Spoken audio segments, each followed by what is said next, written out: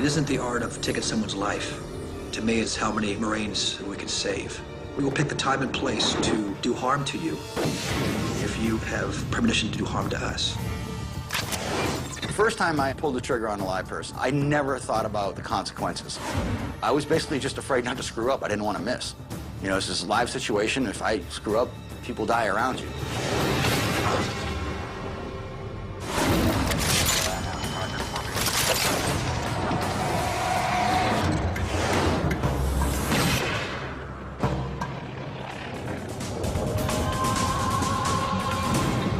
Lutafia, Iraq, April 9th, 2004. 14 Fox Company Marines patrol the roadway into Lutafia. Their mission? Look for roadside bombs and insurgents. A Marine and his spotter overwatched the patrol from atop an oil tank 1,000 yards away. I had set up little observation posts atop one of the towers. We could look down into the city, see what's going on, see if anyone's moving around, just look for suspicious activity. Totem with the decal up there with me. You just never know when you might need it.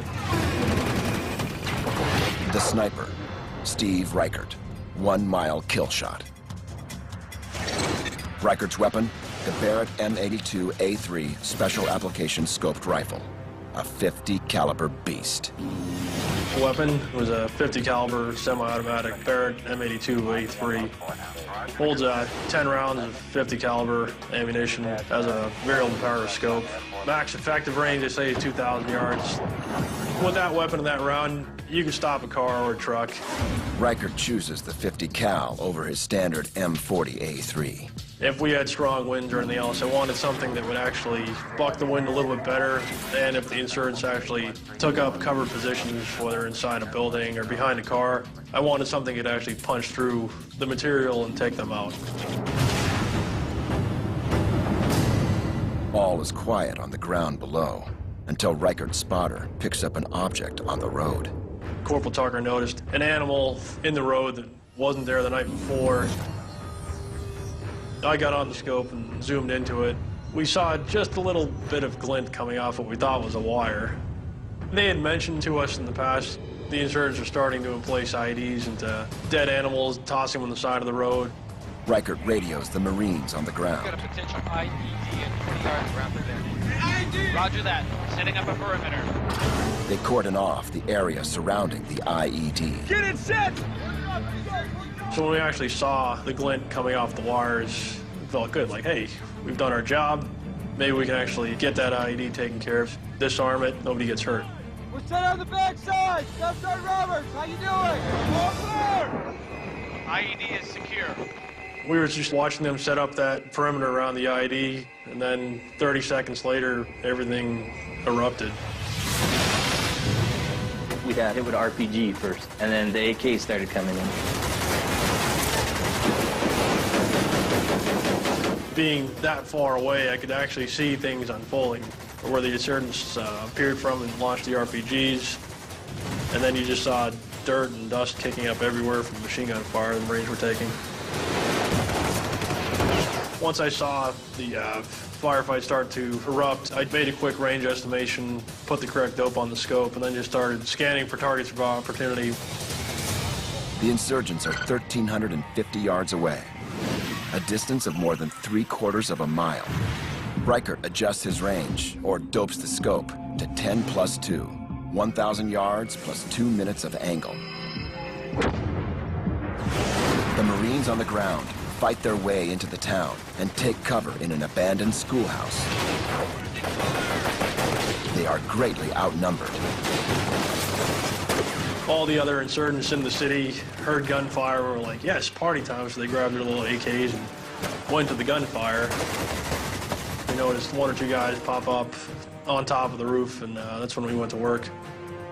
That first guy, I saw him pop off on the roof, swung the crosshairs over to him, flipped the weapon on kill, sent the round down range. Corporal Tucker immediately advised me, hey, you're way low, and then it clicked on my head. They've obviously changed positions.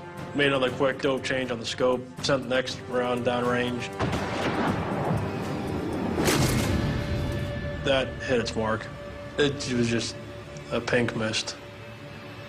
Even at 3/4 of a mile, the 50 cal is devastating. The Sassers was mainly designed for armored personnel carriers, vehicles, hard targets. So when you hit a soft target, a person, they just rip apart. When that rifle went off, I thought, oh man, what the hell is that behind me? I didn't know he was actively engaging targets at the time. The Marines are pinned down, taking heavy fire. We noticed 3 insurgents climbing up the back of a stairwell. Looked like one of them had an RPK, a belt-fed machine gun, slung over his back. They ducked down behind a wall. We immediately put the crosshairs on where I thought they were. If the insurgents get their machine guns set up, the Marines on the ground are in trouble. The insurgents are more than 1,600 meters away, a distance of 1 mile. Complicating the shot further, Reichert must fire through a brick wall to hit them. He has the perfect ammo for the job, the Raufoss Mark 211 50 caliber round.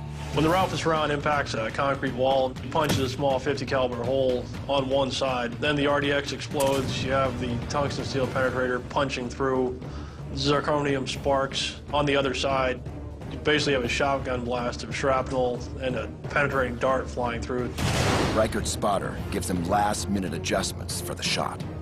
It's really crucial to ensure the communications flowing back and forth are accurate and you're actually making the changes to the scope.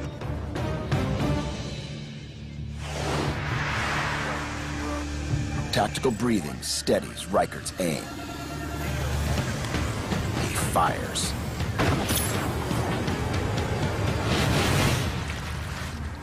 Round landed exactly where we wanted it to. The Raufoss round blasts through the concrete wall at a speed in excess of 2,500 feet per second. The explosion obliterates the insurgents. The wall on the opposite side of that stairwell just turned red. We didn't see the 3 of them get up.